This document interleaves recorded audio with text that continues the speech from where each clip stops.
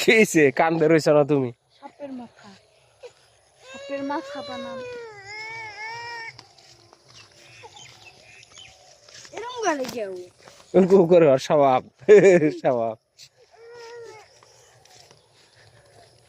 এটা কবরস্থান নাকি? এতে এত বাগান বাড়ি কে?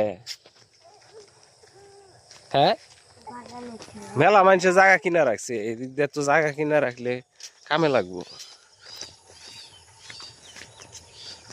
বাগান বাড়ির অভাব নাই, এই যে টুকা কিনা ছিল একটা বাগান বাড়ি হইব।